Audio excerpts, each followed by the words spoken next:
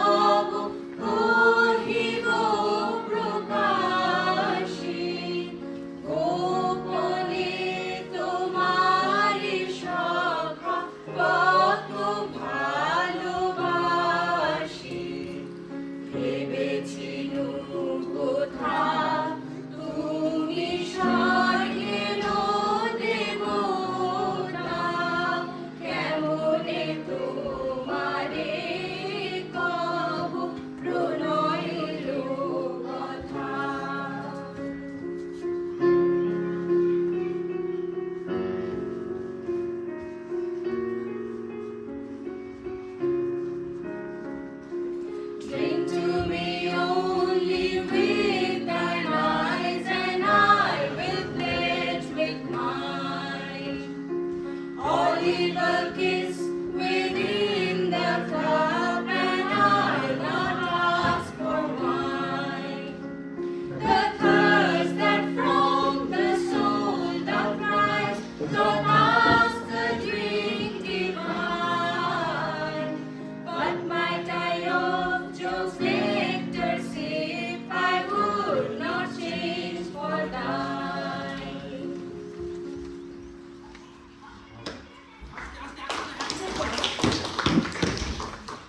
Tagore had a special affinity for Scottish folk tunes, particularly the haunting melodies of Robert Burns. The melancholic beauty of Leigh Banson Brace resonated with him deeply. From this melody, he composed Phule Phule Dhole Dhole. While the original Scottish tune speaks of departed joys by the river Doon, Tagore's version captures the gentle, rhythmic sway of a Bengali breeze and the restless hi-hi of the human heart. It is the sound of our childhood, innocent yet layered with a sweet, lingering sadness.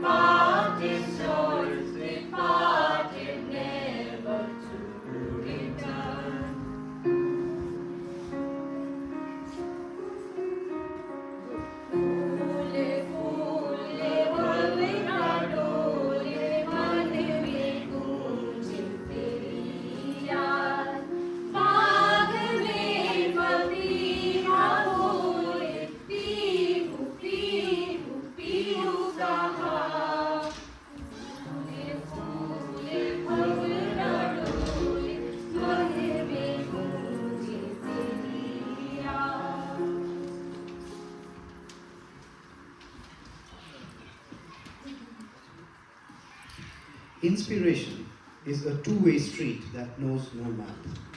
Thomas Moore's Irish melody, Go Where Glory Waits Thee, provided the rhythmic foundation for one of Thakur's most vibrant string compositions. In Aha Ajiye Bashante, we hear the exuberant celebration of the season. Yet tucked within the upbeat, military-like precision of the Irish rhythm is the quintessential Tagorean touch, the mention of a Shokhi's tender, aching heart, soft as a flower. It reminds us that even in the height of spring, the heart remains fragile.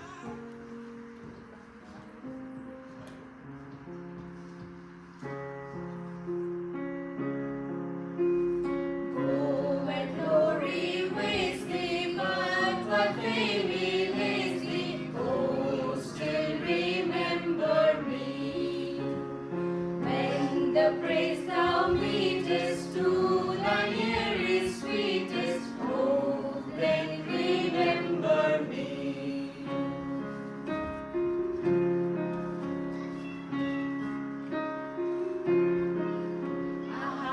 আজিয়ে বসন্তে এত ফুল ফোটে, এত বাঁশি বাজে, এত পাখি গায়। আজিয়ে বসন্তে সখীর হৃদয় কুসুম কোমল